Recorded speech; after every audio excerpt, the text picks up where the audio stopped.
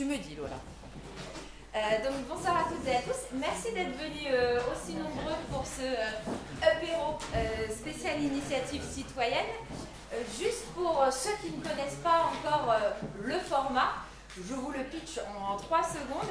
Donc les apéros, c'est des after-work informels et conviviaux qui ont lieu, qui sont portés par des bénévoles. Donc sur Clermont-Ferrand, c'est nous. Donc nous, j'aime bien parce qu'il y a tous les trucs autour. Donc nous, c'est le connecteur, média en ligne sur l'innovation positive en Auvergne, et qui ont été initiés par Marc Auvergne. Il faut suivre. Et donc on en retrouve aussi à Moulins, à Montluçon, à Monistrol, à Issoire, enfin il y en a plein qui émergent un peu de partout. Et l'objectif, c'est de mettre en avant finalement toutes les initiatives et tous les projets qui se créent sur le territoire auvergnat et qui permettent en fait de dynamiser nos territoires auxquels nous sommes attachés.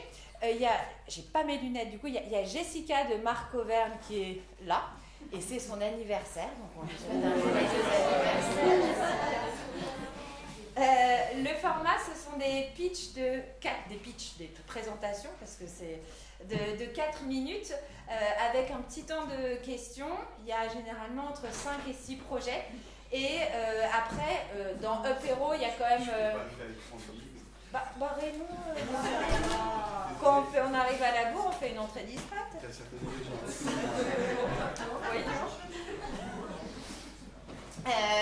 Et donc voilà, et l'objectif c'est de laisser le temps après pour l'apéro et les échanges, puisque les apéros ça existe depuis 6 ans et au moins, et on a vu que c'est souvent dans ces moments-là qu'il y a des liens, des rencontres qui se font, que les échanges se poursuivent, et donc on ne veut pas vous faire finir trop tard et on veut vous laisser rentrer chez vous, hein, c'est un concept d'after work, donc on veut que, que la partie présentation dure 45 minutes, 1 heure, et après, hop, on boit un coup.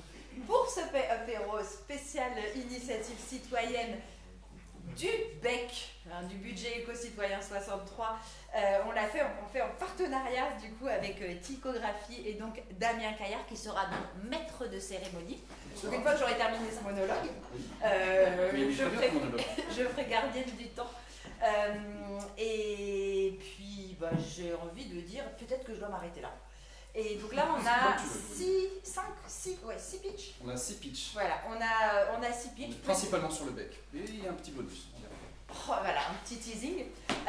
Et donc maintenant, je vais laisser la parole à Damien pour faire ce qu'il veut, puisque maintenant c'est lui qui décide. Ok. C'est ça? Merci beaucoup. Bonsoir. Et en fait, la parole devait être donnée à Sarah. Oui. Mais c'est pas grave. Oui, mais c'est toi. Non, mais c'est toi qui donne la parole. Oui, on n'a pas répété, c'est entièrement spontané, mais ça va bien se passer. Donc, alors on a dit BEC, tu as dit BEC, budget éco-citoyen. Bon, en tout cas, je voulais vous demander, mais qu'est-ce que c'est quand même le BEC, le budget éco-citoyen? Donc BEC, B-E-C, budget éco-citoyen du Conseil départemental du Puy-de-Dôme, et Sarah, tu t'en occupes depuis pas mal de temps déjà. Depuis 2020. Depuis 2020, voilà, mais c'est un vrai métier. Est-ce que tu peux nous présenter en quelques mots, s'il te plaît? Si tu veux, je tiens la carte. Et du coup, là, voilà, c'est capté, c'est capté en vidéo. Du coup, il faut laisser un petit peu de place pour Sarah. Et par contre, Sarah, comme tout le monde, dans ces 4 minutes, il n'y a pas de dérogation. Peut-être même faire plus court pour laisser les troupes là. Les esprits sont là. Donc bonsoir à toutes et à tous. Donc moi je travaille au département du Puy-de-Dôme avec Véronique. Voilà, sur le budget écologique citoyen, comme ça a été dit. Cette année c'est la 2e édition. Les élus du département ont fait le choix d'allouer une enveloppe de 2 millions d'euros pour des projets citoyens. La particularité, peut-être par rapport au budget participatif comme il peut exister à la ville de Clermont-Ferrand, c'est qu'il y a une maîtrise d'ouvrage citoyenne, c'est-à-dire qu'il y a tout un processus en amont. Donc l'année 2022, on a constitué une commission citoyenne. D'ailleurs, il y a des membres dans l'Assemblée qui sont là. J'en reconnais plusieurs. Donc c'est 31 citoyens. Ils ont travaillé avec nous sur le référentiel de la transition. Donc je veux bien que tu tournes la carte. En fait, c'était la question, qu'est-ce qu'on attend d'un... C'est interactif. Ouais, c'est interactif dans l'autre sens. On n'a pas répété non plus. Donc les membres de la commission, ils ont travaillé sur cette arme de la transition, c'est-à-dire qu'ils ont réfléchi à qu'est-ce qu'ils attendaient comme dimension d'un projet de transition. Et donc il y a eu des membres qui ont dit nous on est attentifs à la bricolage, il faut que ce soit fabriqué, que les gens fassent ensemble, il faut qu'il y ait des moments de fête, il faut qu'il y ait de l'essaimage, il faut qu'il y ait une dimension de formation, de faire ensemble. Donc tous ces éléments-là, ils ont été partagés ensuite avec les porteurs de projets.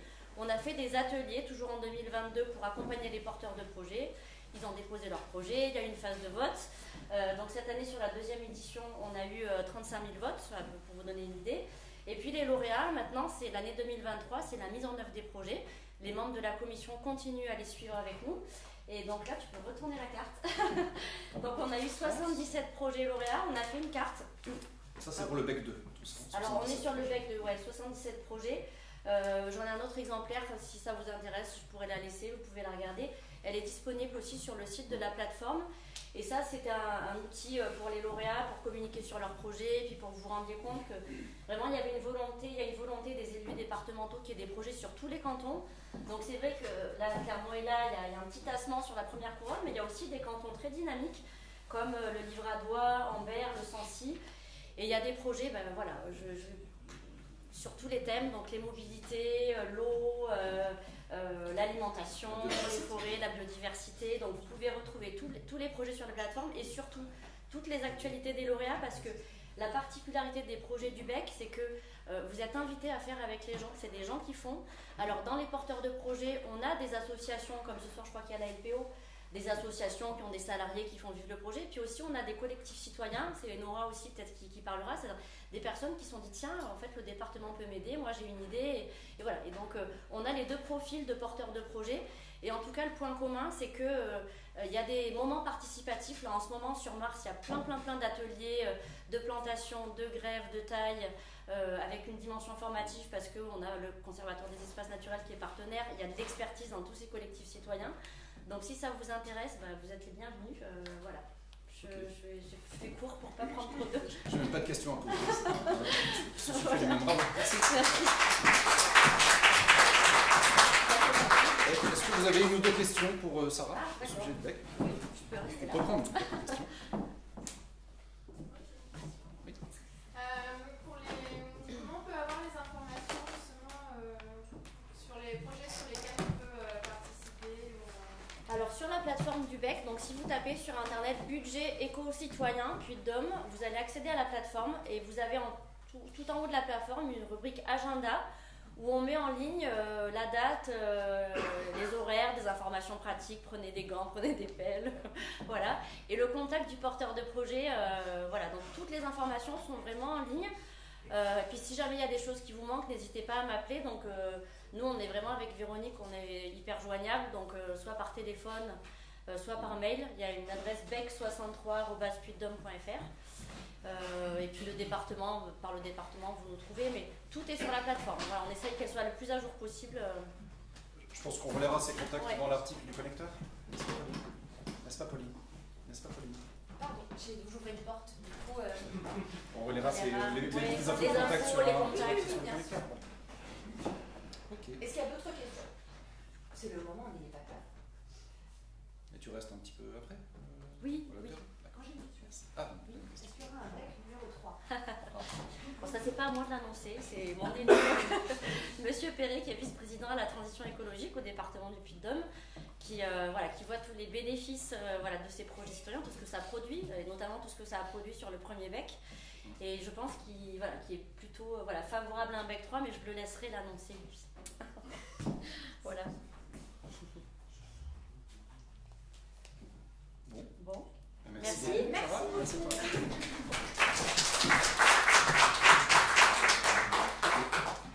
Alors on va, après cette approche un petit peu transversale, on va voir maintenant les différents projets qui peuvent illustrer. Alors ce soir on a 5, 6, ça s'est un peu évolué, on a 5 projets et un projet bonus, donc le fameux projet mystère de C. Jérôme de la soirée qu'on découvrira tout à l'heure.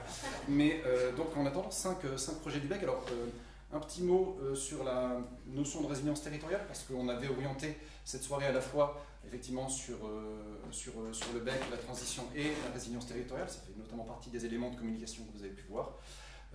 Nous essaierons de voir dans quelle mesure chaque projet participe d'un des axes de la résilience territoriale, parfois l'alimentation, parfois la biodiversité, parfois l'énergie ou la mobilité. Et donc on a choisi 5 projets qui chacun font référence à un axe différent, des axes qu'on retrouve d'ailleurs dans la grille d'analyse du BEC.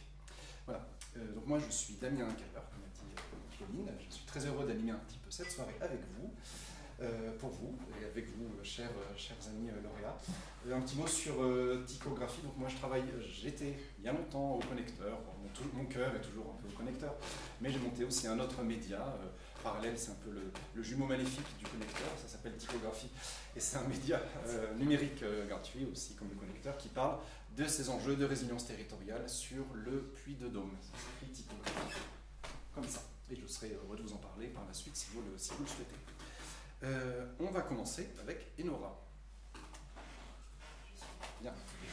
Alors, le projet, voilà. Non mais on n'a pas répété non plus. C'est le running gag de la soirée. On n'a pas répété. Alors moi j'ai noté 20% d'eau utilisée en moyenne dans des toilettes, hein, parce alors qu'on parle de crise de l'eau, c'est quand même un chiffre un petit peu impressionnant. Et tu as voulu notamment t'attaquer à ce sujet à travers ton projet porté par la structure, l'association Fertilisons, c'est ça? Oui, c'est ça. Est-ce que tu peux nous le présenter en quelques mots? Oui, donc moi je m'appelle Enora, mon nom de famille Le Tortorec, et je fais partie de l'association Fertilisons. Je ne sais pas si j'ai le droit de raconter un peu comment, si je peux, comment. Alors déjà, dis-nous simplement quel est ton projet vraiment en 2 mots, et puis ensuite, effectivement, comment donc le projet lauréat du BEC, c'est une toilette sèche mobile, tractée à vélo, qui est un outil de sensibilisation à l'assainissement écologique et qui est fait pour être présent sur plein d'événements du territoire Puy-de-Dôme. Et facilement déplaçable. Et facilement déplaçable. Ok, ouais. D'accord. Donc d'où t'es venue l'idée? Qu'est-ce qui t'a dit tiens, il faudrait qu'on crée des toilettes sèches mobiles pour sensibiliser? Alors, moi j'ai longtemps travaillé dans la gestion des déchets et en collectivité territoriale. Et j'ai notamment développé des programmes de compostage de proximité et c'est comme ça que j'en suis arrivée à m'intéresser aux toilettes sèches. Et je suivais l'actualité des budgets participatifs locaux. J'avais proposé quelque chose au budget participatif clermontois, j'ai plus l'année en tête, peut-être 2020, qui avait été refusé et j'ai développé dans le cadre d'une reprise d'études cette idée de l'assainissement écologique. J'avais un cours autour de cette idée-là. Et donc il s'est trouvé qu'il y avait le BEC 2 qui se mettait en place et je me suis dit, bon ben allez, pourquoi pas, j'ai rien à perdre, au pire le projet il passe pas. Qu'est-ce qui s'est passé? Oui, et donc je me suis dit, j'ai imaginé un truc un peu utopique en me disant, bon ben les toilettes sèches, il y a beaucoup d'a priori, enfin les toilettes sèches et l'assainissement écologique, il y a beaucoup d'a priori dessus. On a en tête la cabane du colique au fond du jardin avec le cœur sur la porte. Moi j'aimerais casser cette idée-là et en même temps mettre de l'animation dans les territoires. Voilà, arriver en vélo avec quelque chose qui se tracte, ça crée forcément, ça suscite l'intérêt, c'est ludique dans le projet. Donc il y a une tournée qui sera prévue, c'est ça l'idée? Oui, une tournée. J'en ai pas parlé. Le but est d'événementialiser et d'en faire un moment un peu. Alors on retrouve le côté festif du référentiel de la transition. Ce que j'ai proposé, mais c'était vraiment prématuré à l'époque parce que le projet n'était que dans ma tête en fait, c'était de travailler avec une école d'art du territoire pour mettre en valeur la toilette. Et la toilette, bon, j'avais déjà repéré celle que je voulais, je vais vous montrer la petite photo.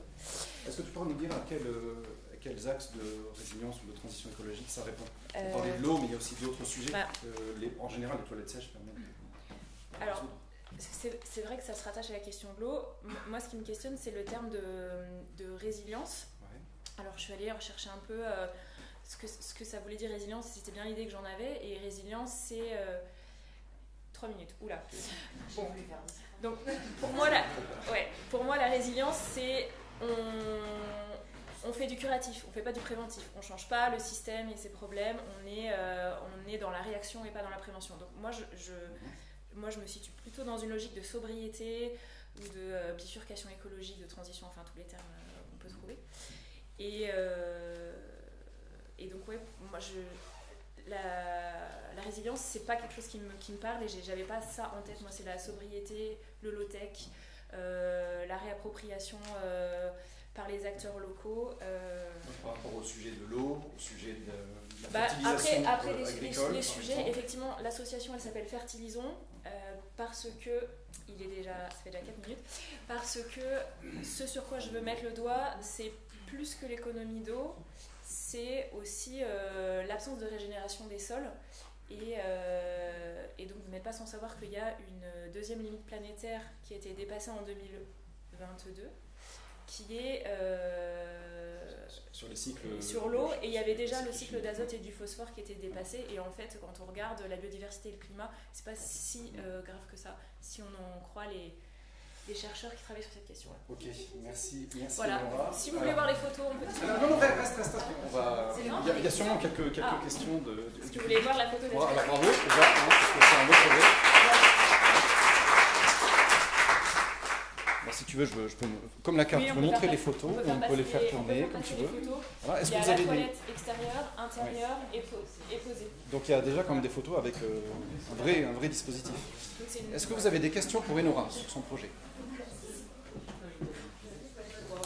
Non, mais ça peut circuler, parce que de loin on voit rien, donc je vais passer les photos. Je sais pas si c'était clair, c'était mon premier pitch. Oui, Romain.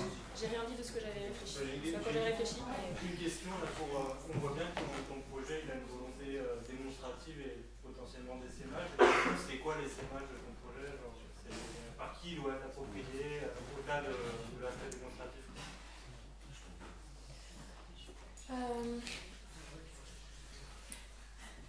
Quand je réfléchis un peu à la question au niveau local de l'assainissement écologique, ce que j'ai remarqué, c'était pour moi que le sujet n'était pas suffisamment mature pour créer par exemple une activité marchande, et que le besoin social, il était vraiment d'alerter sur cette question, notamment les pouvoirs publics. Donc déjà, je ne sais pas si on peut dire que c'est une forme d'essaimage, mais ce serait que de créer un débat public sur cette question de l'assainissement écologique.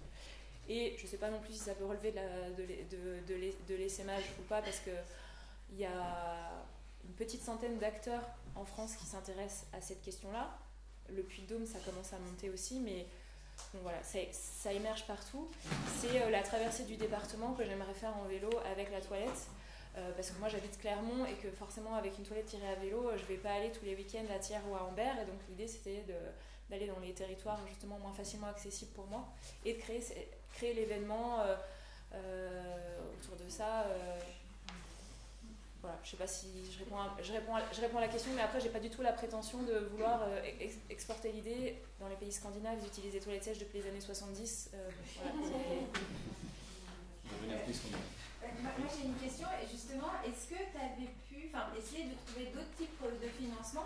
Et du coup, en fait, est-ce que le financement du BEC, c'est une manière d'expérimenter sur des sujets qui ne sont pas forcément, où on ne trouve pas d'autres subventions ou financements, où tu n'avais pas forcément testé, cherché? On va dire que le BEC, ça m'a un peu mis un pied aux fesses, parce que j'avais pas forcément, pour l'instant, à ce moment-là, ça restait une idée et quelque chose d'un peu abstrait.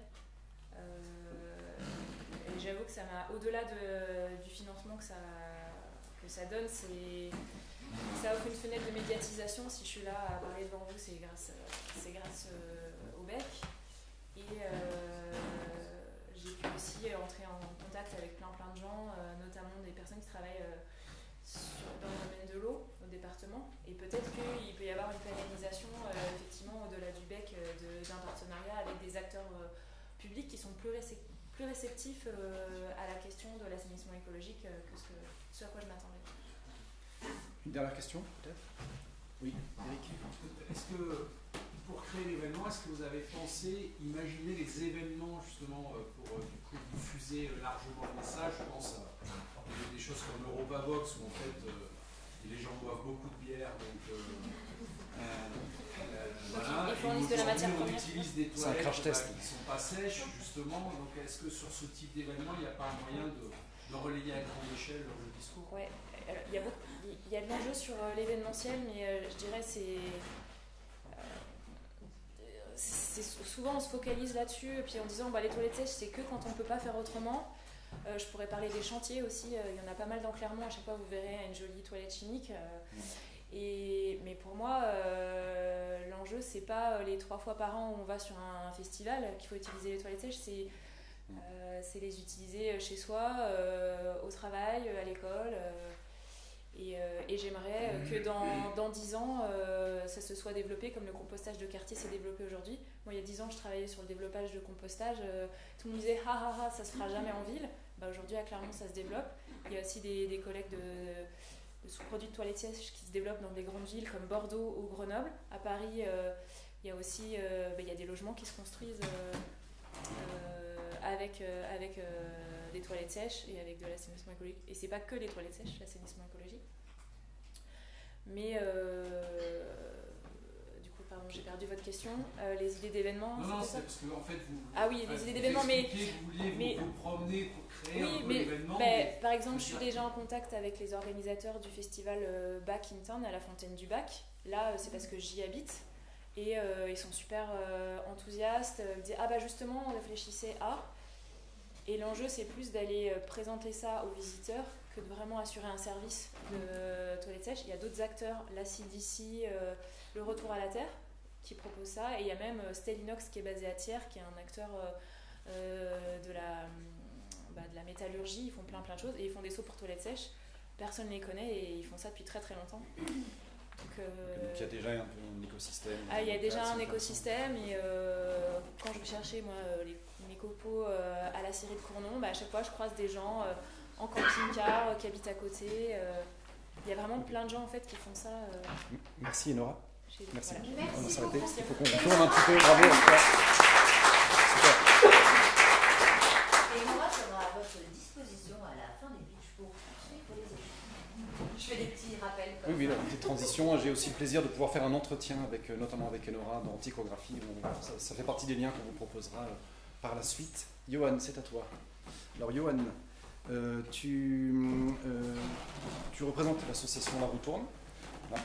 Et le projet que tu as porté, c'est sur un atelier mobile d'autoréparation de vélo. Alors je fais un peu le pitch à ta place, mais je sais que tu vas le développer mieux que moi. C'est là où tu dois parler, c'est ça. Voilà, c'est ça. Et moi je me mets là, et comme ça quand je fais ces petits mouvements, c'est pour. Mais j'ai aussi mis mon chronomètre, donc ça va bien se passer. Bonsoir tout le monde. En préambule, ma voix n'est pas au maximum ce soir, donc je vais faire ce que je peux pour parler de façon claire, même pour les gens qui sont au fond. Pardon d'avance si ce n'est pas le cas. Donc je m'appelle Johan. Par rapport à l'association La Roue Tourne, j'ai un peu une double casquette, puisque là, actuellement, je suis salarié de l'association, mais il se trouve que je suis aussi un des 3 membres fondateurs de la structure. Donc c'est une asso qui a un peu plus de 2 ans. Voilà. Le lien avec le BEC, c'est qu'on a proposé un projet d'atelier mobile d'autoréparation. En fait, c'est un projet qu'on réalise déjà, mais au BEC, on a proposé de se faire financer du matériel, notre propre matériel pour réaliser ces ateliers. Donc, c'est-à-dire un vélo, électrifier ce vélo et la création d'une remorque modulable qui puisse nous servir à amener des outils pour réaliser des ateliers dans Clermont et aussi éventuellement à retirer les caisses d'outils et à y mettre des vélos pour aller récupérer des vélos si besoin. Et pour vous expliquer un peu ce que c'est que l'atelier mobile, je me dis que la meilleure façon, en fait, c'est de vous présenter la vitrine de l'association qui est son atelier fixe d'autoréparation de vélo, puisqu'en fait, l'atelier mobile, c'est jamais qu'une version ponctuelle dans Clermont et ses alentours, à une date et à un moment donné dans un lieu défini de cet atelier fixe. Donc l'atelier, il est situé rue de l'Oradou, au 69. Il faut voir ça comme un lieu de formation, donc auto-réparation de vélo. Auto-réparation, le principe c'est que c'est les gens qui viennent, qui réparent leur vélo. Et donc c'est un lieu où on apprend aux gens à entretenir, à réparer leur vélo, moyennant une adhésion à l'année dont le prix de base est de 20 €. Ça c'est l'adhésion à prix basique. Ouais, donc il y a le côté entretien et réparation, c'est pas que quand son vélo est cassé, c'est aussi pour faire en sorte qu'il roule bien. Non, c'est ça, et c'est même plus que ça, c'est que c'est à la fois un lieu où on peut venir, si on a un problème, on vient à l'atelier, on adhère, on commence une démarche de réparation de son vélo, et si tout se passe bien, on repart avec son vélo qui roule. Mais ça peut aussi être un lieu où on vient apprendre à entretenir des vélos, même si on n'a pas de problème, on peut venir. Nous, on a des bases de vélo, on a des choses qu'on peut proposer aux gens, et au final, les gens peuvent filer un coup de main tout en apprenant les gestes de base de réparation de vélo pour être plus autonome lors d'un problème qui survient quand on est sur son vélo. Voilà, donc les gens peuvent venir adhérer. À partir du moment où ils sont adhérents ou adhérentes, pendant un an, ils peuvent venir dans le local lors des 4 permanences hebdomadaires, c'est des permanences de 4 heures. Lors de ces permanences, il y a toujours une personne référente, donc ça peut être moi pour la plupart des permanences, mais ça peut être aussi des personnes bénévoles de l'association. Il y a un enjeu de formation autour de ces personnes, notamment. Donc les gens sont toujours encadrés, ils ont des outils qui sont partagés, il y a tout un tas de pièces de récup. On fonctionne beaucoup avec de la récupération et des dons de vélo qu'on démonte et ça alimente toutes les caisses de pièces qui sont à l'atelier. Et enfin, on a aussi quelques pièces, notamment pour le consommable, de pièces neuves qu'on ne trouvera pas d'occasion, notamment pensez aux patins de frein, c'est des choses qui frottent, qui s'usent et en fait qu'on ne peut pas récupérer. Donc ça, on les achète. Petite question, depuis que l'asso existe, est-ce que tu as de plus en plus de monde? Parce qu'on a l'impression, malgré tout, que la pratique du vélo se développe, même si c'est des fois un peu... Ouais, on voit ça avec le nombre d'adhérents à jour de cotisation. Et en fait, ce nombre-là, il augmente. Là, aujourd'hui, il est à 170-180 personnes.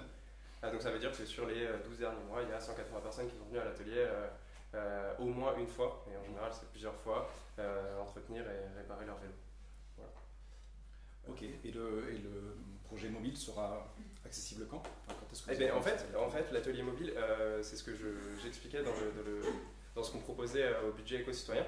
En fait, c'est un projet qui existe déjà, qui historiquement a été créé et mis en place par l'autre atelier vélo clermontois. Parce que j'ai pas la prétention de dire que ce qu'on fait, en fait, c'est quelque chose qu'on a complètement créé de toutes pièces et qui n'existait pas avant. Il y a un atelier historique à Clermont qui est dans le quartier de la Plaine aujourd'hui, l'atelier Un guidon dans la tête, pour ceux qui connaissent.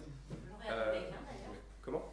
Lauréat du GIEC, première qui s'est déplacé plusieurs fois. Et donc c'est un projet qui avait été lancé par le guidon, par Un guidon dans la tête. L'association, son nom c'est Tous de Roues, donc si je dis Tous de Roues, c'est la même chose. Et en fait, à un moment, la salariée qui s'occupait de ça a eu besoin d'aide. Moi, il se trouve que j'étais bénévole de cette association avant, donc je suis venu l'aider. Et aujourd'hui, en fait, c'est un projet qui est porté par les deux associations. On se répartit un peu le territoire. Et quand il y a un atelier qui est demandé, soit dans le cadre du projet dans les maisons de quartier, soit pour des prestations ponctuelles dans des entreprises ou des institutions, c'est là où on décide qui va aller réaliser l'opération. Ok, super. Voilà. Merci beaucoup. Bravo.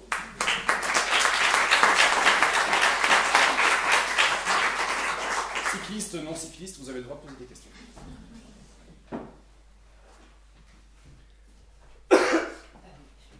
Encore une question. Non, parce qu'on voit aussi beaucoup le développement du vélo, mais aussi du vélo électrique. Du coup, c'est un vrai enjeu parce que autant peut-être remettre un petit coup d'air dans un pneu, mais il y a de l'électronique en fait dans les vélos électriques et du coup, ce savoir-faire, est-ce que c'est quelque chose que vous développez également? Et sinon, est-ce qu'il y a d'autres, est-ce qu'il y a des structures qui le font? Alors ouais, la question du vélo électrique, la réponse elle est très simple, on n'a pas la compétence électrique. On peut faire tout ce qui est mécanique sur un vélo électrique, réglage des vitesses, on peut s'occuper des freins, on peut même s'occuper c'est un peu technique, mais pour les freins il y a des systèmes à câble hydrauliques. On peut faire de l'hydraulique, mais c'est un peu notre cap, parce qu'en fait ça reste une association. Les 3 piliers de l'association, c'est autonomie, solidarité et réemploi, et notamment le volet autonomie, c'est très important. Le but du jeu, c'est d'autonomiser les gens et en fait, dès qu'on touche à l'électrique, ça devient compliqué. Moi-même, j'ai pas la compétence. Il faudrait que je me forme pour. C'est tout de suite une strate supérieure qui est difficile à atteindre. Donc, on gère pas la partie électrique actuellement. Mais déjà, gérer la partie mécanique, c'est pas mal. Déjà, c'est pas mal. Ok. Une question? C'est quoi la proportion de femmes et hommes qui fréquentent l'atelier? Alors, très bonne question. Oui, c'est très genré, ça reste un atelier, alors c'est pour ça que moi j'essaie de parler de lieu de formation pour essayer de sortir de cette idée de... le mot atelier il fait peur aussi aux bailleurs potentiels qu'on peut avoir. Dès qu'on sort le mot atelier, les gens se disent oulala, mais il va y avoir du bruit, il va y avoir des grosses machines, alors que bon, pas du tout, la mécanique vélo c'est très simple.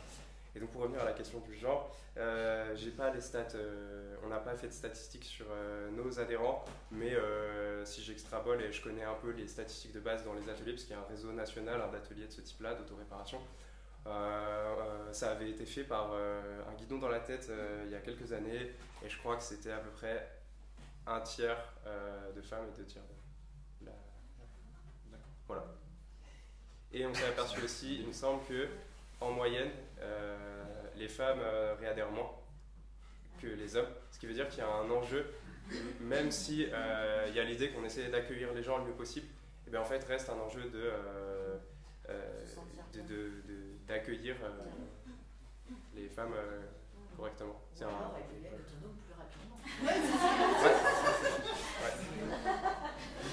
Ce qui voudrait dire qu'on est des très bons élèves à l'accueil. Et malheureusement, je pense que c'est pas complètement le cas, mais effectivement, on peut voir ça comme ça. Une dernière question? Non? Bon, merci Johan, bravo.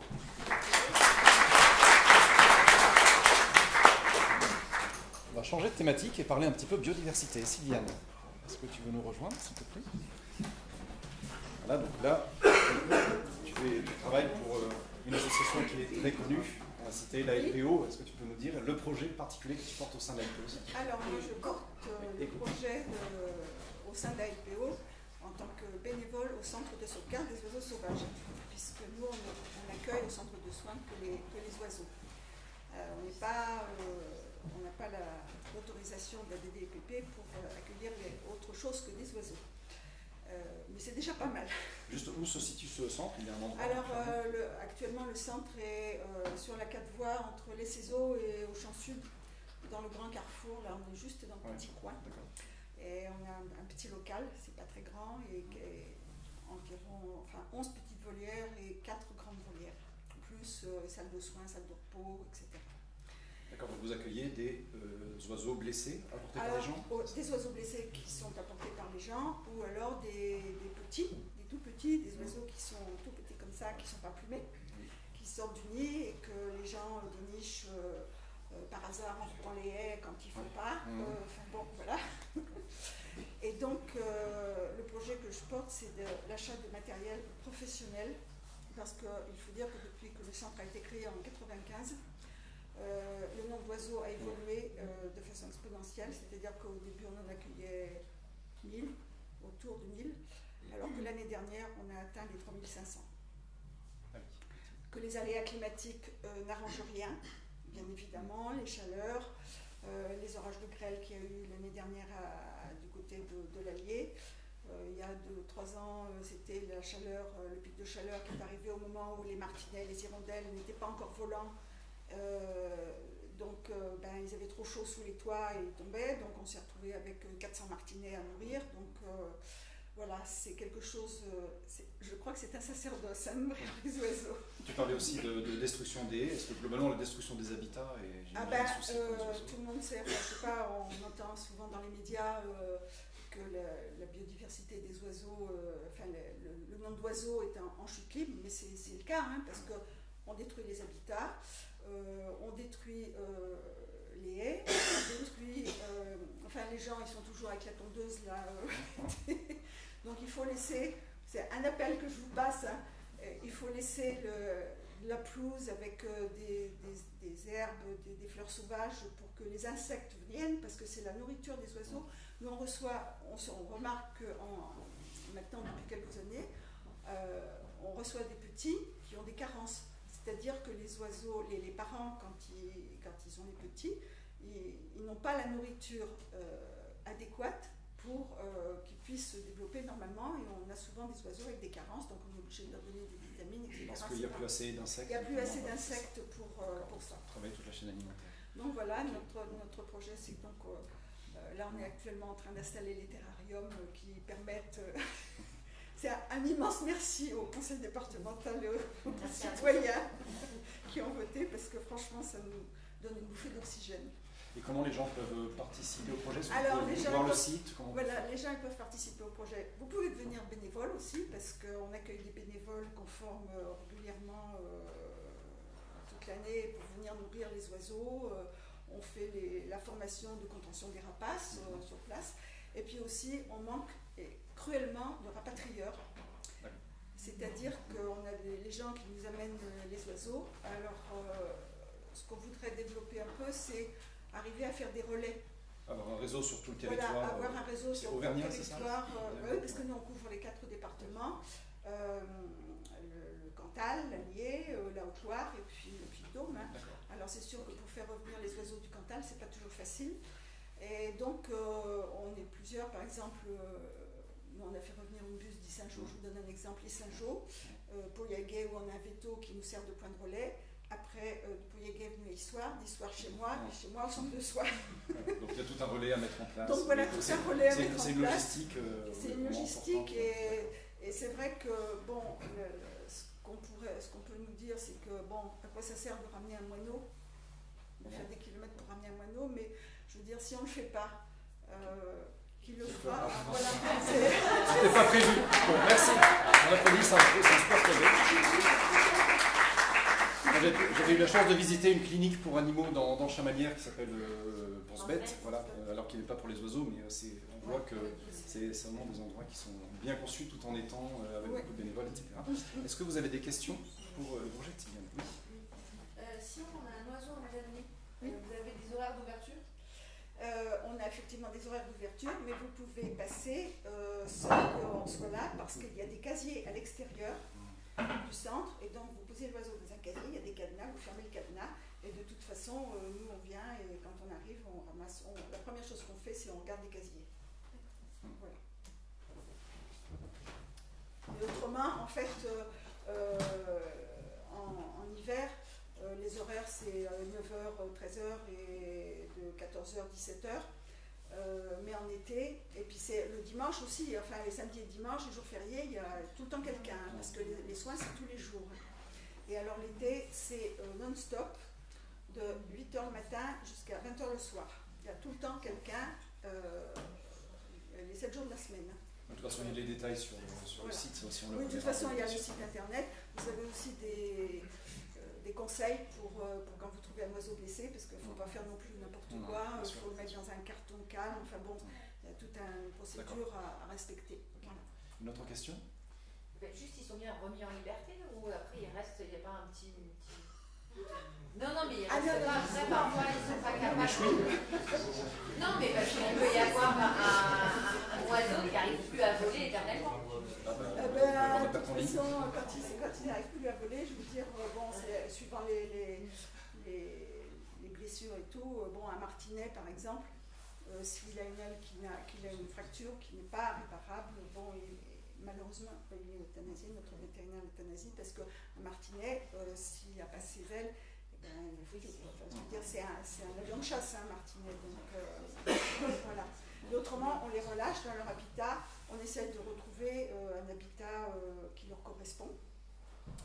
Par exemple, bon, moi je sais que comme j'habite un peu à la campagne, quand on a des petits qui ont été élevés, je dirais pas au biberon parce que c'est pas le bon mot, mais qu'on a nourri nous, on les met ce qu'on appelle au taquet.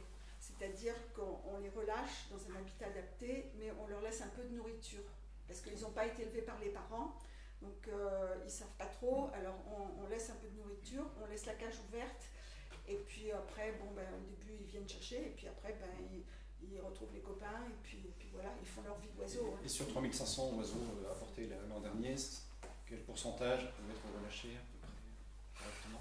J'ai plus les chiffres en tête, mais c'est environ 50%.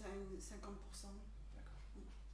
Mais c'est déjà pas mal. Déjà une dernière question pour Sylvain? On s'arrête là? Allez, super, bravo.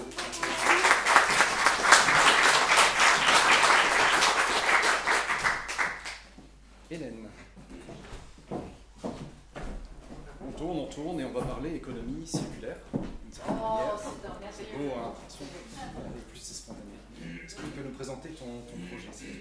Oui, alors le projet c'est Fairplay, c'est un concept store qui vend des articles de sport issus des surstocks et des invendus des marques et des échantillons. L'idée c'est vraiment de donner une deuxième vie à ces produits par des personnes en insertion professionnelle à qui Fairplay donne une seconde chance. Donc l'idée c'est vraiment de pouvoir travailler sur deux problématiques, deux enjeux de la société qui sont le gaspillage au service du social. D'accord. Donc c'est pas de la seconde main techniquement? Non. Alors pour le moment non. L'idée, c'était vraiment, en fait, depuis le 1er janvier de l'année dernière, la loi AGEC interdit la destruction de tous les articles neufs. Donc déjà, il y a beaucoup de choses à faire, déjà juste sur les articles neufs. Dans le domaine du sport, on parle de 30 millions d'euros d'articles de sport incinérés chaque année en France. Incinérés. Et ça représente que 13% des invendus. Donc ça vous donne déjà une idée juste sur ce qu'il y a à faire sur les articles neufs. Et l'idée aussi, c'est parce que c'est plus facile de commencer par les articles neufs, d'éduquer sur les articles neufs pour aller après vers la deuxième main, plutôt en format reconditionné. L'idée, c'est qu'il y a déjà des recycleries, il y a déjà des ressourceries, et avec Fairplay, on veut venir en complémentarité de l'offre qui est actuellement. Alors sur ton site, tu parles sport et nature, donc c'est la question des loisirs en général, notamment autour de chez nous, la randonnée, la marche, c'est ça? L'idée, c'est vraiment que ça ne s'adresse pas que aux sportifs et aux sportifs de performance, que ce soit tous les amateurs de sport. Et j'aimerais que même les gens qui fassent de la randonnée se sentent sportifs. Et l'idée, c'est que vraiment Fairplay, ce soit plus que juste un magasin de vente, soit un lieu, un tiers-lieu, on pourrait dire un peu comme ici à Goguette, mais pour les amateurs de sport, pour les gens qui ont envie de randonner. Et l'idée, c'est vraiment de pouvoir partager tout ça, et encore plus en Auvergne, puisque on est beaucoup sensible à l'outdoor, à notre nature, qu'on a envie de préserver, et de se sentir bien, quoi. Donc c'est un lieu physique? Alors ça va être un lieu physique, effectivement. Alors c'est vraiment là, on est dans les starting blocks, c'est vraiment le point qui fait mal actuellement, c'est trouver un local. Donc je passe de déception en déception, mais je ne perds pas espoir, j'en ai 2 là sous le coude, donc oui, là on... Ça peut être le message adressé aux... Voilà, alors si vous connaissez des gens qui ont un local sur Aubière, notamment entre 150 et 500 mètres carrés, voilà, on a tout ce qu'il faut, le prêt est prêt, on a le BEC pour nous financer la grosse majorité du matériel, donc là en fait on est vraiment, l'agrément atelier chantier d'insertion devrait être bon fin mars, donc on est vraiment là, on est totalement prêt pour démarrer au plus tôt, quoi. Et j'ai ma grange qui est pleine de matériel aussi. Mais je ne vous donnerai pas l'adresse du coup. Et quelle est la réception, si je puis dire, des acteurs de la vente, de la distribution de matériel de sport? Bon, ils ont une obligation maintenant de ne pas brûler leurs invendus, c'est très bien. Oui. Mais néanmoins, est-ce qu'ils facilitent les choses? Est-ce qu'ils comprennent que c'est important d'aller dans ce sens-là? Alors, ils comprennent que c'est important. En fait, il faut le savoir, hein, les gens n'aiment pas incinérer. Hein, on peut dire que les industriels, mais personne n'aime détruire. Et c'est vrai que pour certaines marques, l'image de marque est plus importante que tout. Donc l'idée, c'est vraiment de leur expliquer qu'on va conserver leur image de marque, préserver leur image de marque, même dans une seconde vie, et dans le respect de la politique RSE et dans l'image de la marque. C'est vraiment, là, on a un gros travail là-dessus. Ça prend du temps parce qu'ils n'ont pas l'habitude de travailler avec des associations, ils n'ont pas l'habitude de travailler dans l'économie sociale et solidaire. Et l'idée, c'est vraiment de dire qu'on est un peu hybride, qu'on comprend les enjeux des industriels et qu'on essaye de leur trouver une solution, et qu'on a une vocation vraiment dans l'insertion et l'économie circulaire. Ok, super. En moyenne.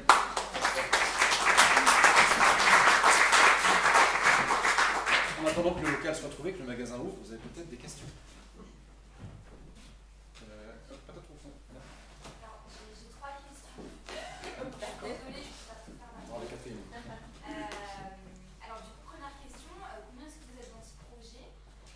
Alors, je suis toute seule dans le sens où je suis la fondatrice, mais après, je suis très entourée. J'ai fait un incubateur, j'ai fait l'expérimentation chez Coco Shaker et l'incubation au Square Lab de l'école de commerce. Donc ça m'a permis vraiment de pouvoir je dirais, trouver les fondements.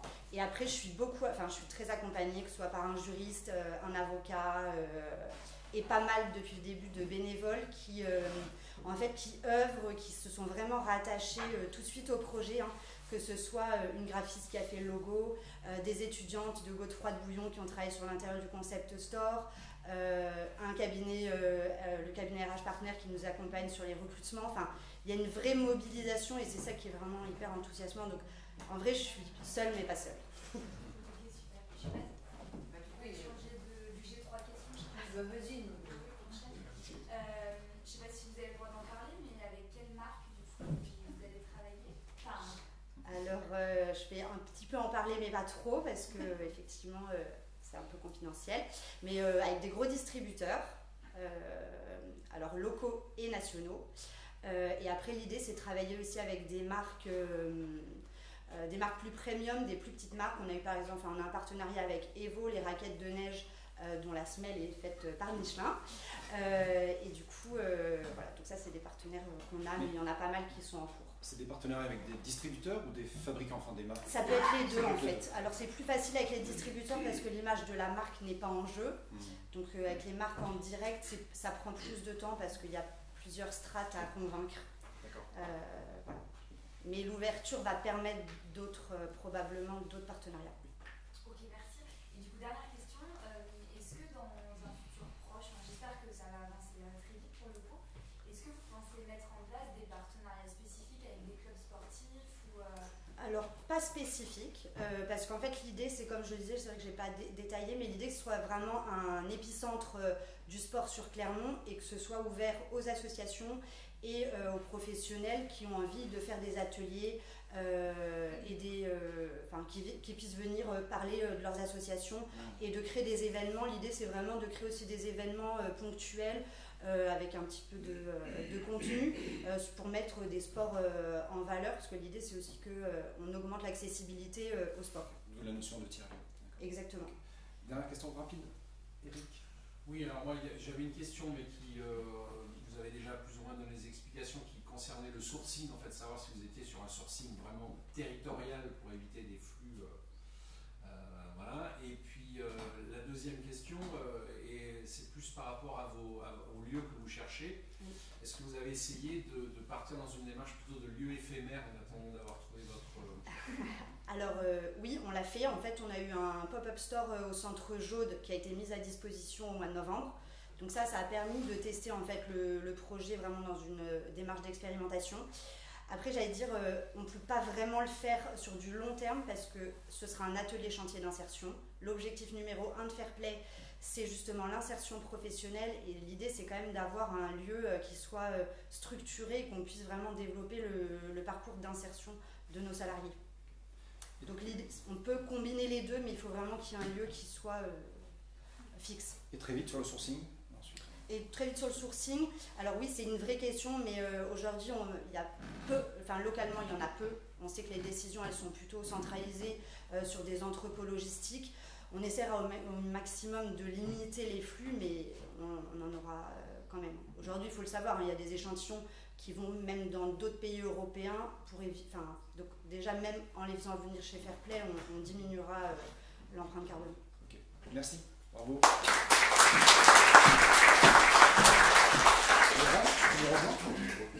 Je t'en prie. On s'est mis un petit peu loin, il s'est caché, mais c'est dur de ne pas te voir. Alors si vous êtes allé à droite, si vous avez tourné à droite en montant à Beaumont, juste après le pont SNCF, je ne dis pas de bêtises, on passe le pont sur l'avenue de la Libération, et à droite, juste après à droite, c'est la ferme urbaine de Vallières que tu vas nous présenter, qui est là déjà depuis quelques années, mais qui a quand même changé là récemment, au niveau souple. Quel est le principe de la ferme urbaine et qu'est-ce qui se passe là-bas? Alors le principe de la ferme urbaine, c'est un projet qui date de 2016, qui a été accompagné par la métropole, et au départ c'était l'idée de réconcilier une problématique agricole avec l'urbanisme et les gens qui vivent dans un quartier, dans une ville. Oui, parce que là on est en ville, enfin, on est en ville, naturel, mais on est en ville. Il y avait plusieurs axes. Il y avait un axe qu'on peut appeler agronomique, c'est le terme générique. Il y avait un axe social et un axe pédagogique.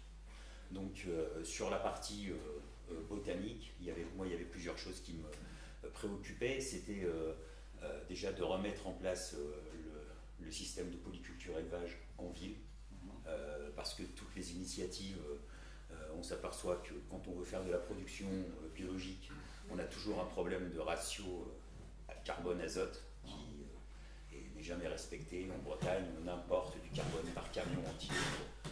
Donc le meilleur modèle, c'est la polyculture élevage. Tu voulais montrer que c'était possible en ville. Que c'était possible en ville, et c'était surtout qu'il fallait aussi avoir une cohérence quand on parle d'agriculture biologique, c'est d'abord le sol. Il faut que le sol soit propre, qu'il soit autonome, vivant. Et pour ça, il faut le nourrir. Et le nourrir, ça passe par de la matière organique. donc de l'élevage. Alors depuis plusieurs années, il y a des initiatives d'éco-pâturage par exemple, mais c'est dommage de remplacer un instrument thermique par un animal et s'arrêter là. C'est-à-dire que l'entretien c'est une chose, mais la fumure, les amendements, tout ça c'est fait par des animaux. Ça peut être intéressant même à petite échelle. Nous à la ferme par exemple on a 2 brebis, quelques poules et au départ on était sur un terrain très calcaire qui manquait cruellement de matière organique, donc on a mis des amendements externes qui provenaient de Châtel-Guyon, de l'école nationale d'ostéopathie animale, donc c'était du fumier bio, il n'y avait pas de... C'était des animaux qui sont traités avec des huiles essentielles, il n'y avait pas de vermifuge, pas de... Donc en gros sur la ferme urbaine, il y a un démonstrateur de toute la chaîne de valeur finalement si on veut faire de la production alimentaire à quelque échelle qu'elle soit, même pour un potager familial, donc là on peut se servir du compost qu'on fait à la maison ou du compost de quartier, mais aussi d'amendements animaux. Alors c'est plus compliqué avec les animaux domestiques, l'alimentation étant pas forcément toujours recyclable au sens premier du terme. Mais alors pardon, sans rentrer dans trop de détails techniques, comment le public peut interagir avec la ferme du Vallière? Il y a un volet pédagogique, alors le volet pédagogique et découverte, enfin presque lieu de vie, c'est de voir qu'on peut aller se promener dans un jardin qui ne sera pas un jardin d'ornement, mais un jardin comestible. Qu'on peut, en ayant pris connaissance de certaines associations de plantes, de plus respecter la saisonnalité, etc., se faire un petit jardin ça fera toujours plaisir. Et c'est aussi on peut se promener, on peut se former aussi. On peut se former, c'est justement pour ça. L'idée c'était aussi de proposer des solutions, qu'on soit un immeuble avec la possibilité de faire des bacs, un petit jardin, un balcon, ou une structure associative, ou une école. D'ailleurs, on travaille beaucoup avec des associations et des scolaires aussi, dans le cadre du périscolaire, d'un accompagnement un peu plus pérenne sur la présence d'un potager ou d'un écosystème à l'école. Alors il y a aussi d'autres problématiques dont on n'est pas maître, comme la revégétalisation des cours d'école qui nécessite d'enlever le goudron pour faire par exemple une petite mare qui va servir, etc. Enfin, tout ce genre de choses, ces solutions, on essaie de les proposer sur des micro-parcelles à la ferme urbaine. Donc ça c'est le volet pédagogique. Et puis il y a aussi un volet formation qu'on est aussi en train de mettre en place avec le BEC, qui nous permet d'acheter du matériel, donc pour des ateliers de taille, de greffe, de repiquage d'arbres, de mise en place de plans, etc. Pour l'agriculture urbaine en général. Pour l'agriculture urbaine en général, mais qui ne doit pas... ça y est, c'est fini. Tu termines ta phrase. C'est pour ça que tu es discret, c'est pas pour... on s'arrête pas au milieu de la phrase, c'était subtil, mais bon, c'est pas... Mais il s'est complètement arrêté au milieu de la phrase. Ouais. Bon. Oui, du coup, ça m'a coupé le sifflet. Pour l'agriculture urbaine. Bon, en tout cas, bravo, c'est super important. Merci.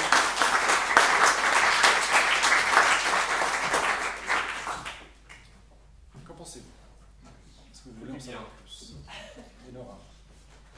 Est-ce que vous êtes en lien avec des structures qui font du compostage comme Terra Preta, justement, pour avoir un apport en matière organique? Oui, avec Aurélien, ça fait des années qu'on essaie de mettre un truc en place. Le problème étant que nous, on est au sommet d'une pente comme ça, et que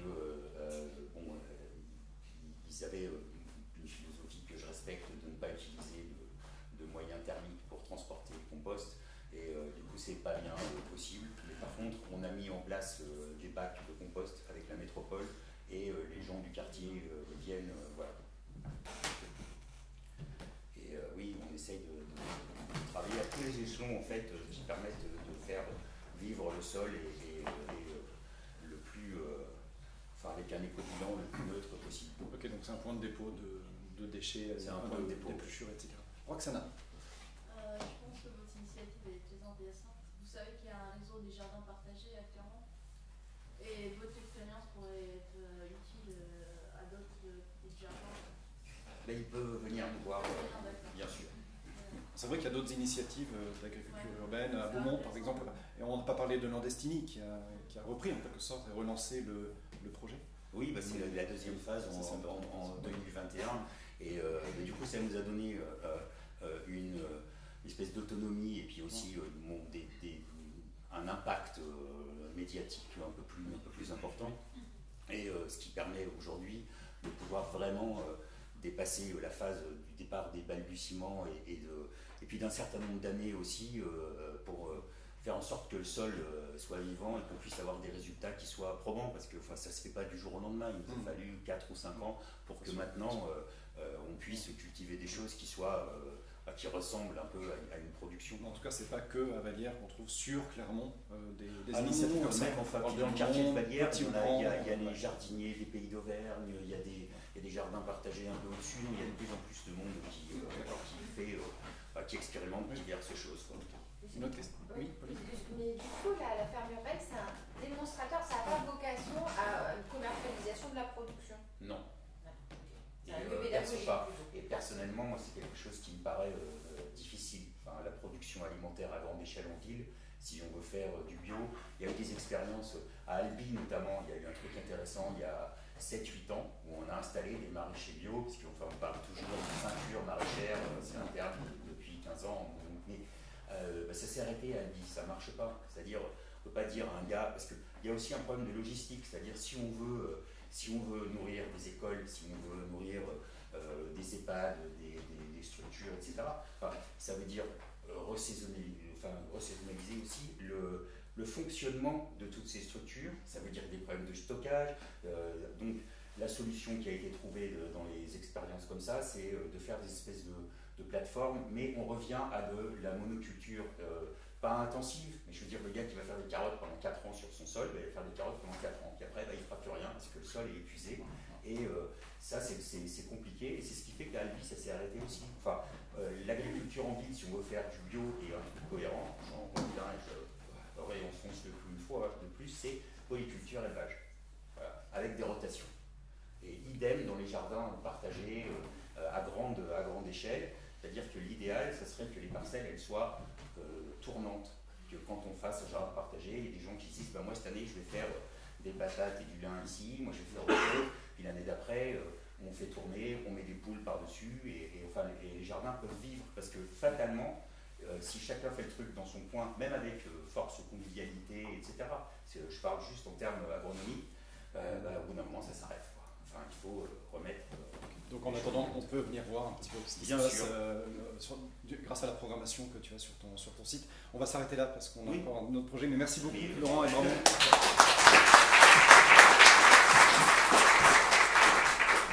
Alors, le projet Mystère, qui n'est pas un projet de bec, mais bon, on se permet d'en parler parce que c'est un livre qu'on a édité, qu'on a coécrit avec... vous organisez la soirée, vous faites ce que vous voulez, c'est ça. Ouais, c'est un peu ça, mais bon, quand même, on s'est dit c'est aussi en lien avec la thématique.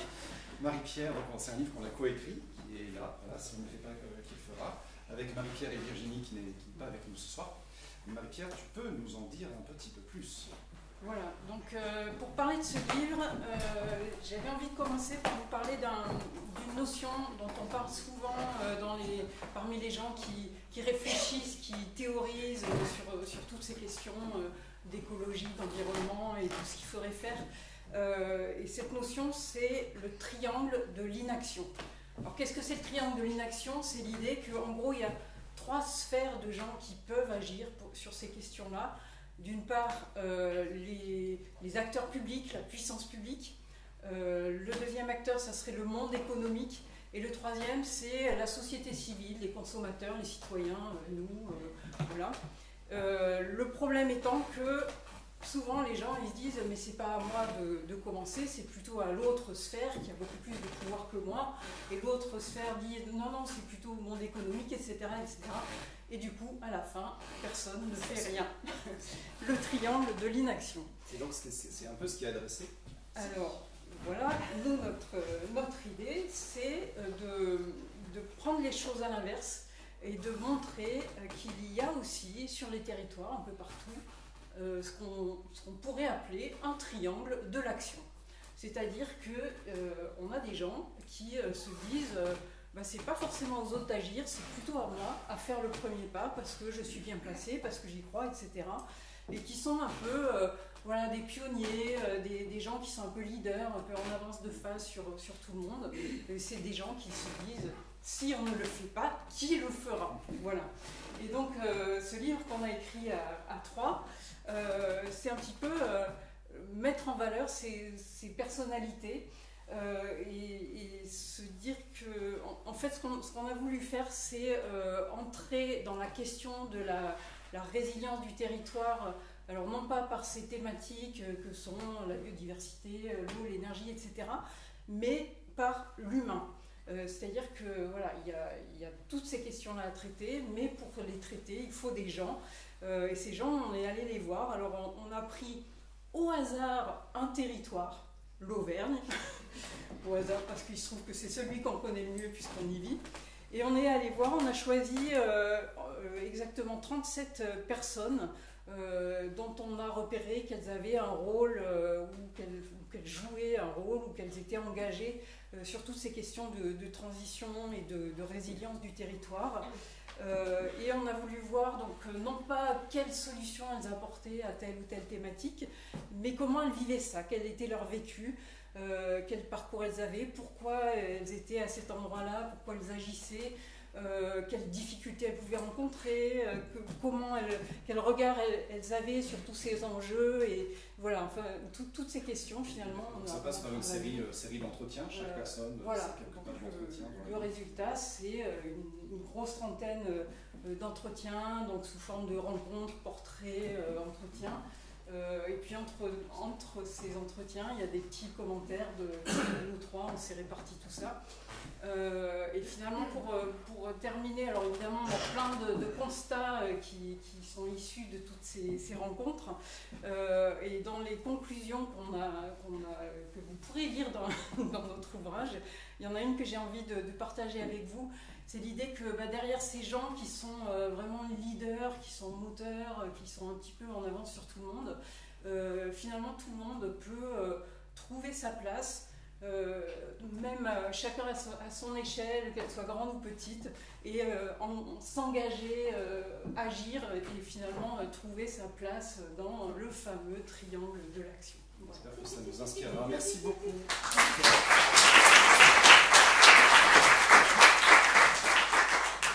Pierre, ou peut-être moi, parce que je fais encore une partie de l'équipe, parce que je veux répondre à certaines de vos questions. Est-ce que vous voulez prendre l'apéro? Peut-être on a terminé. On fait ce qu'on veut. C'est moi qui anime. C'est pas complètement terminé. Il y a un deuxième bonus. Non mais pour les questions, si on est... Enfin, voilà, j'ai vu que tu avais calculé, mais si on a envie d'acheter ce livre, oui. Comment peut-on faire, Damien Caillard? Pour toi, on en a quelques-uns ici. C'est un livre qu'on a auto-édité. Voilà, donc c'est du boulot d'auto-éditer un livre. Je ne m'y attendais pas, mais voilà, c'est intéressant. Il est sorti en septembre, il a plutôt bien marché, on est content. Et donc sur le Kakemono, c'est marqué livre transition auvergne.fr, tout attaché, livre transition auvergne. Il y a aussi une page sur typographie. En fait, c'est une petite page web qui vous pourrez avoir un peu les détails du livre qui a parlé dedans. Où est-ce qu'on peut trouver le livre? Il est dans pas mal de librairies. Il est vendu aussi en ligne, notamment, enfin pas notamment, il est vendu en ligne grâce à la marque Auvergne sur sa plateforme. Merci. Et on fait pas mal de petits événements pour parler du livre dans différents territoires. On va à Moulins, on va l'été à Vichy, on va le faire aussi dans le Puy-de-Dôme, dans la Haute-Loire, voilà. Et le livre coûte 19 €. Très technique, hein. Placement commercial, mais c'est pas. Il est entre autres au Volcan, bien placé, bien en évidence. Merci. Une dernière question sur le livre? Non. Merci. Je vous donne la parole à Pauline pour le mot de la fin. Alors, c'est le mot de la fin, mais c'est plutôt, on va aller boire l'apéro, là, c'est sûr. Mais on aime bien terminer avec un petit open micro, c'est-à-dire qu'en fait, là, c'est le moment de faire passer une information. Donc, si vous avez une actu, une info, quelque chose à dire, vous voulez prendre la parole, vous venez là, vous avez 1 minute max pour faire passer l'info. Et parce que parfois, c'est bien de faire circuler aussi les choses. Donc, est-ce qu'il y a quelqu'un qui a envie de partager une actu, une info, une remarque? N'ayez pas peur. Oui. Très bien. Et par contre, je suis intransigeante sur le 1 minute.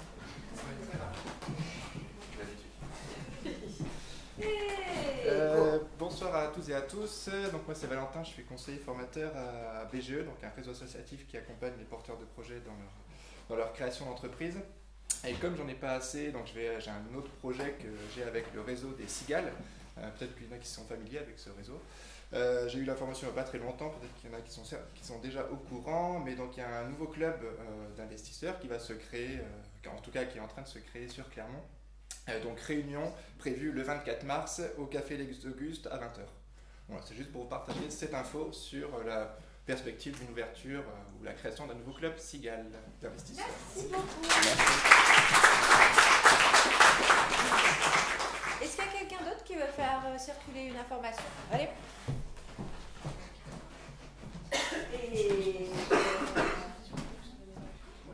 Allez, go. Donc je fais partie avec Damien et Marie-Pierre de l'association Par ici la résilience. Et on organise une rencontre sur l'élevage le 15 mars au Librairie des Volcans à 14h. Non, 17h. 17h.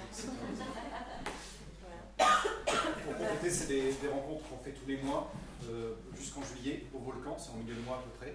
C'est aussi sur le site de typographie, il y a le détail. Et donc le 15 mars, voilà, c'est la question du modèle d'élevage pérenne et durable avec 3 acteurs locaux qui viendront en parler. Et on est à la recherche des adhérents. On est intéressé d'avoir plus de monde dans notre association.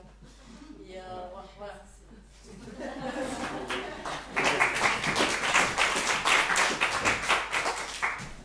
Et alors, c'est pas là, hein, c'est là. Ça se décale là, la prise de parole. Et... Bien au milieu. Voilà, on est bon là? Oui, ça a bien commencé. Donc bonjour à tous, je m'appelle Quentin, je travaille pour le Square Lab. On accompagne des projets entrepreneuriaux de divers horizons.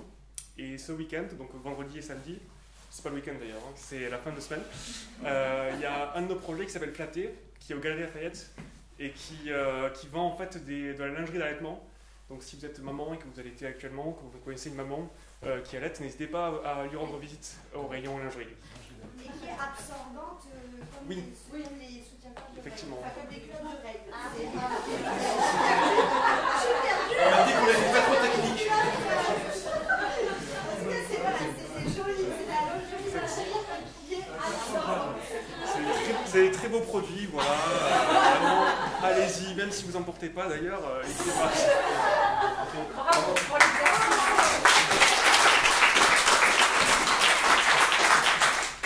quelqu'un? Oui. Juste pour compléter ce qu'il vient de dire, je crois qu'il y a un vote en ligne d'ailleurs sur le site de Jaude. Il y a dont ce Flatté fait partie et attend les votes de tout le monde pour avancer son projet. Je le dis juste là sur le micro, oui, donc il y a 3 projets qui sont en lice au centre Jaude. On peut retrouver toutes les informations sur les réseaux sociaux et donc il y a bien le projet Flatté. Qui veut prendre la parole? Oui. Non, j'ai pas eu la présence de parler d'une chose tout à l'heure lors de mon passage. Du coup, pour l'association La Retourne, toujours, j'ai 2 petits points à préciser. Le premier, c'est qu'on est en recherche de local. On aimerait bien être parti cet été de notre atelier de la rue de l'Oradou. Donc on est en recherche, on a des pistes actuellement, ça avance. Mais si vous avez vent de plan local entre 50 et 80 mètres carrés, disons, centre-ville ou la bretelle sud, un peu avant Beaumont-Aubière jusqu'à la gare. Toute cette zone-là, ça peut nous intéresser. Voilà, ça c'est la première chose. Et la deuxième chose, c'est que on est en recherche de bénévoles, l'atelier, tout ça, ça fonctionne avec des bénévoles. Et je parlais de lieu de formation. Dans les semaines à venir, on va relancer une dynamique de formation de bénévoles pour tenir certaines permanences. Il y aura, je pense, c'est surtout les permanences du samedi qui vont être à la fois tenues soit par moi salarié, soit par des bénévoles. Et on va lancer un peu cette dynamique. Si ça vous intéresse de venir vous former, n'hésitez pas à venir toquer à la porte dans les semaines à venir. Merci beaucoup. Oui. Une minute. Une minute. Bonjour, moi je suis Sébastien, je travaille à Transition Pro. On parle beaucoup de transition écologique, sobriété, formation aussi, j'ai entendu plein de mots qui ont fait sens. Sachez que nous on finance la reconversion professionnelle des salariés. Donc si vous êtes salarié du secteur privé, CDI, CDD, intérimaire, intermittent, sachez que vous pouvez avoir votre formation, je vais y arriver, financer, votre rémunération maintenue, sans perdre vos allocations chômage, sans perdre les cotisations retraite, etc. C'est des dispositifs qu'on ne connaît pas, je suis là pour vous en parler. On est 113 avenue de la République, on est ouvert au public tous les jours de la semaine, n'hésitez pas à venir nous voir, frapper à la porte ou ouvrir. Le nom de la structure? Transition Pro, c'est l'ancien Progessif pour les plus anciens d'entre nous. Voilà.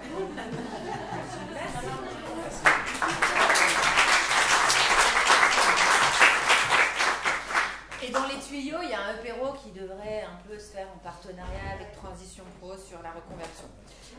Quelqu'un d'autre? Là, mais que je le lance comme ça, après on ne peut pas revenir en arrière. Oui. Pas du coup.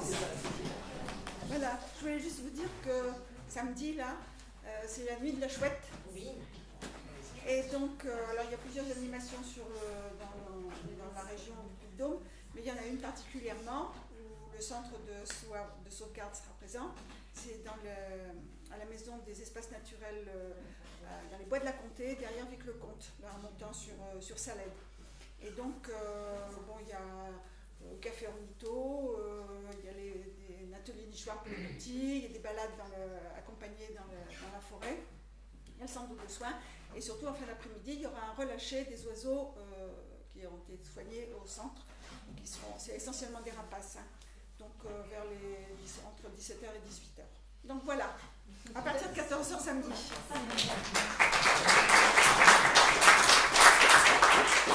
Peut-être un dernier pour que psychologiquement à 20h on aille boire l'apéro en bas.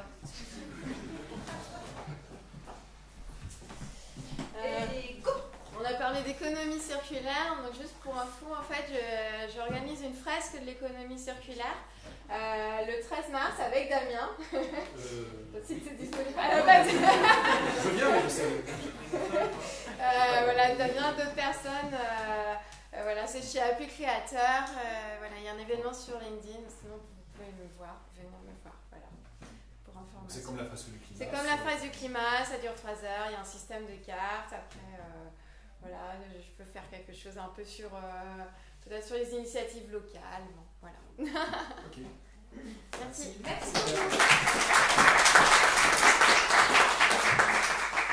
Du coup, on va faire le petit mot de la fin. Merci beaucoup d'être venus aussi nombreux. J'espère que ça vous a plu de découvrir ces projets. C'est ça les formats des EPERO. Si c'était la première fois, on espère que vous reviendrez.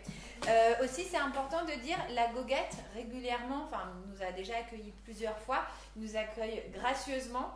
Alors, comme tous les lieux et les tiers-lieux, ils ont besoin de votre soutien et pour les soutenir, boire un coup, c'est la meilleure manière de le faire, hein. Donc, on vous invite à continuer les échanges ici ou en bas. Enfin voilà, le bar est ouvert, c'est l'heure de l'apéro, le moment tant attendu, même si la première partie était très très bien. Donc merci à tous d'être venus et puis prochain apéro le 23 mars au lieu dit. Merci.